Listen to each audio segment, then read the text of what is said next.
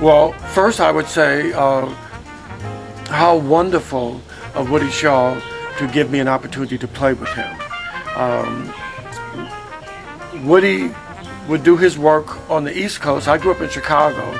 There was a big separation between both movements of musicians. And in many ways, when I came to New York, and when the AACM came to New York, there was a schism that was getting wider and wider, where the post-island musicians, whether it was Archie Shepp or Marion Brown, Marion was different, but there was a big separation. And the bebop guys hated us. Woody Shaw was outside of all of that. Like Andrew Surreal, he was interested in music, he was interested in the world, he was interested in evolving himself. When he okayed Michael Kuskuna's idea of bringing me in, it was, for me, heavy and spiritual and beautiful. Plus, he's always been a nice man. I was nervous and frightened, hoping not to make a mistake, but he helped me to relax because he was very nice to me.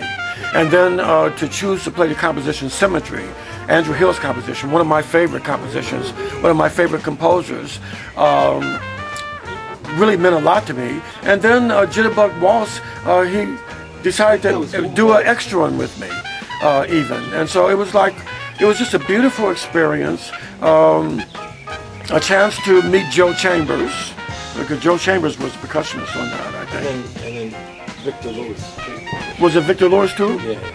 Yeah. It was a chance for me to have experiences with the New York masters, and with your father, who was also himself in this period of change, because harmonically he'd gotten into a space that had opened up something fresh and incredible. The last 30 years, musicians are mining the breakthroughs of your father, sir.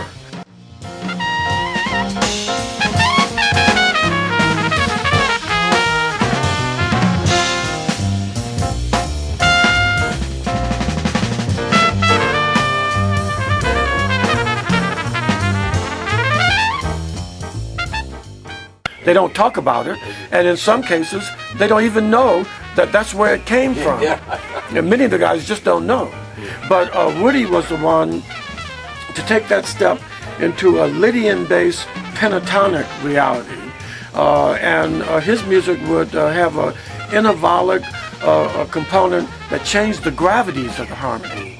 It was an awesome music for a musician who had his own sound, his own way, his own sense of composition. And so for him to give me an opportunity to play with him, I was kind of like, and he said, "No, Anthony, I really respect your work, and I'm really glad you decided to do it." I said, "Oh, well, that helped me, He was putting out something, because he had a real sense of humanity. He was like John Coltrane. He was a nice man. He wasn't some egotistical guy walking around saying, "I'm the baddest guy on the planet." He had a sense of humility. No, he also had that in him too. He had that. But you all need that. Well, to be who you have are. to know who you are. Yeah. But he had something that was very sensitive about him. He was very nice to me in a time period where it helped me inside myself. Many of the guys did not open up. Yeah, I know, that's true. And when we did this recording session, it was really a breakthrough in the sense of guys from the Midwest having experiences with masters from the East Coast. If Woody Shaw would have said, "Let's play Pop Goes the Weasel," I would say, "Yes, sir!" I'd be very happy, and would have meant it. It was Woody's decision to play Symmetry, but he could have said, "Let's play Alice in Wonderland," or whatever. It was just an honor. But your father, I knew I would come to know him more than what most people realize. I mean, I would meet Woody on the road. We had experiences together in Czechoslovakia. We had experiences together in Hungary. He played with the radio band with the Czechoslovakia someplace. We would have time to hang together on the road, where I had opportunities to get to know him and talk with him It was very beautiful. It was part of my education. Generally, I would show up at one of his concerts, and then after the concert, we'd go hang out and talk or something. No, I was very fortunate to get opportunities to know your father. He was a brilliant man. And he was fighting for his music.